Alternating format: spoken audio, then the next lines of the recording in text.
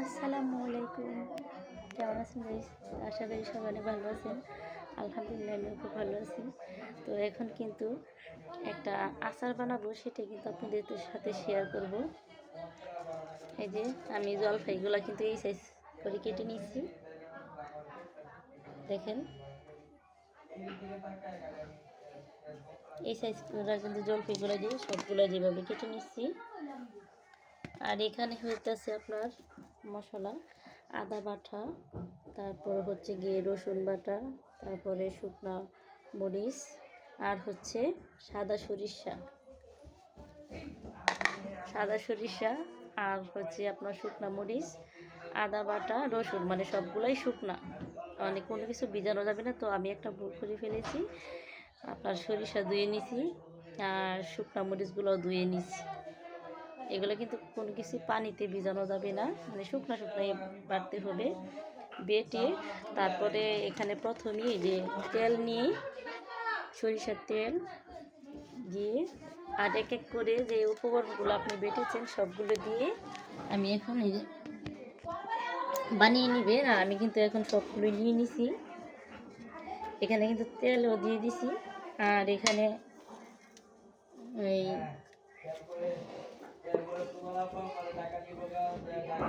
এখানে আমি যে আদা বাটা এটা দিয়ে দিচ্ছি, আর হচ্ছে রসুন, এক এক করে সব উপকরণ দিয়ে দেব।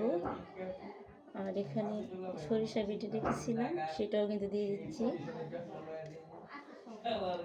আর হচ্ছে গিয়ে এই যে শুকনা মরিচ এটাও বেটে নিয়েছি, এটা কিন্তু এখন দিয়ে দিচ্ছি। আর সরিষার তেল আমি এখানে আগে দিয়ে নিয়েছিলাম। আর এখানে হচ্ছে যে ভিনেগার, এটা হচ্ছে আপনার, এটা দিলে আপনি আচার 1 বছর রেখে খেতে পারবেন।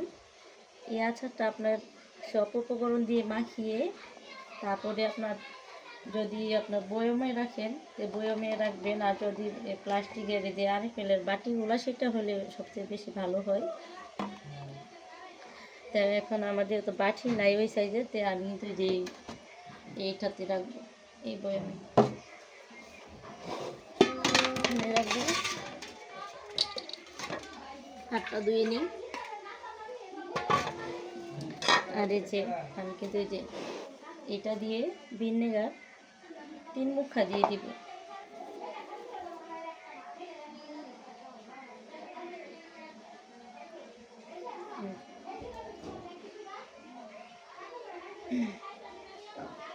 তো আপনারা এভাবে এই আচারটা কিন্তু আলহামদুলিল্লাহ মাশাআল্লাহ অনেক ভালো লাগে। যে আমি কিন্তু 3টা দিয়ে দিচ্ছি।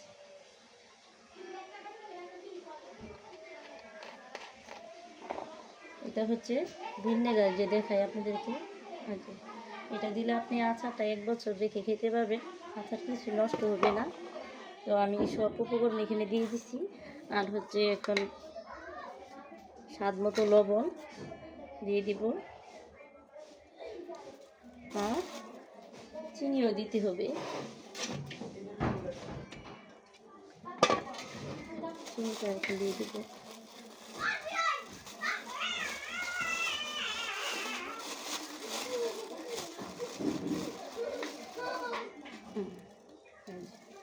চিনিও দিয়ে দিচ্ছি আমি।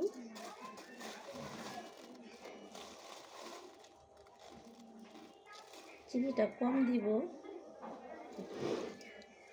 এখন কিন্তু আমি সব এখন সুন্দর করে মেখে দিব। দেখতেছি কিনা জানি না, আমি সবগুলো মেখে নিব।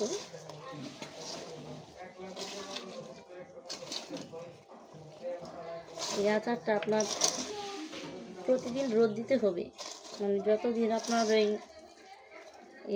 জলপাইয়ের ভিতরে কিছু না ঢুকছে বা নরম না হয়েছে এই পর্যন্ত মানে রোদে দিতে হবে।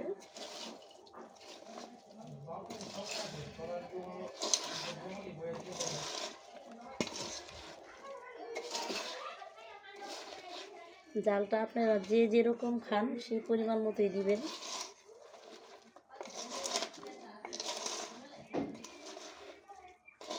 তারপর সরিষার তেল আপনি যেটার মধ্যে রেখে সবগুলা জলপাই, তারপরে সরিষার তেল এখানে ঢেলে দিবেন।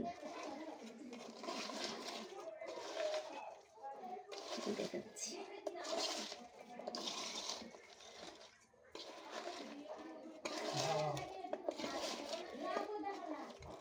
কাছে থেকে দেখতেছি জানি না, দেখাচ্ছি দেখেন।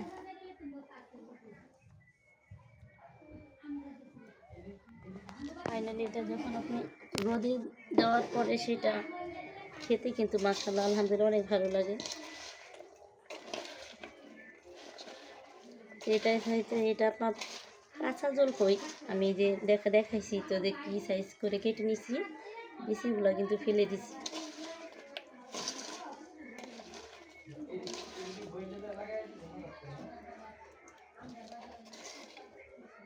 একটু খেয়ে দেখি লবণের পরিমাণটা কীরকম হয়েছে কিনা জানি না।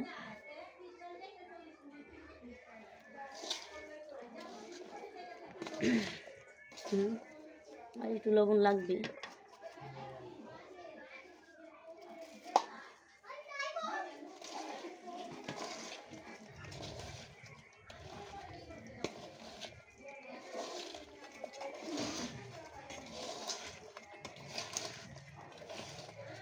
ভালো করে মেখে নিতে হবে।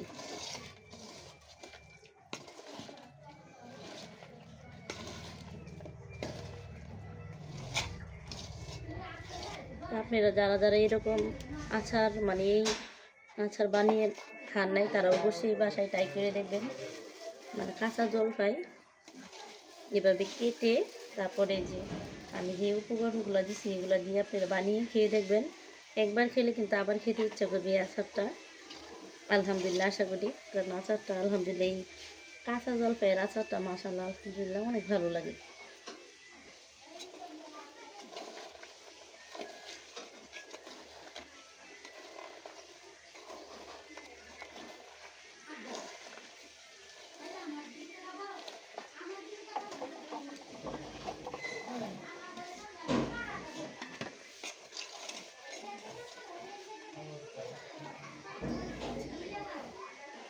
পুরাই মেখে গেছে।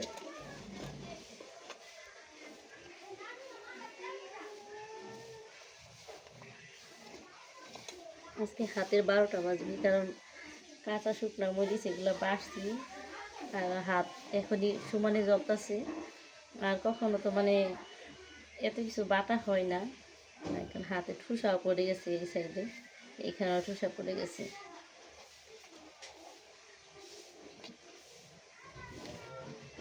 এখন কিন্তু আমি যে লবণ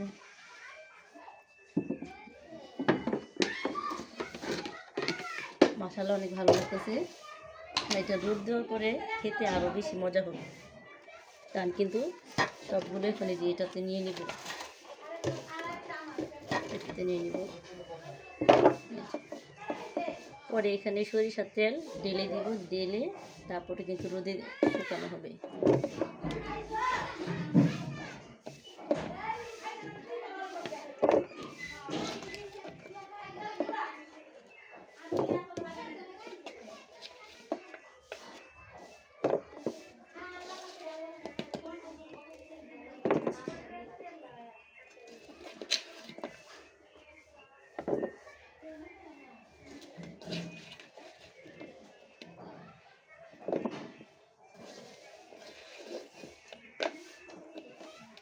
যারা যারা এইভাবে আচার বানিয়ে খান নাই তারা কিন্তু একবার হলো ট্রাই করে দেখবেন।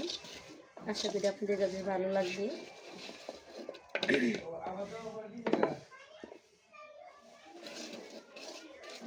আরিফেলের যে বাটিগুলো আছে মানে এই সাইজের বাটিগুলো, সেটা হলে আরও বেশি ভালো হয়।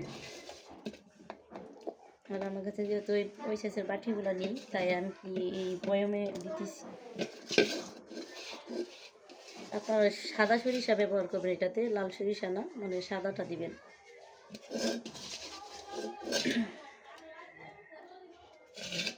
আজকের জন্য এই পর্যন্ত, আল্লাহ হাফিজ।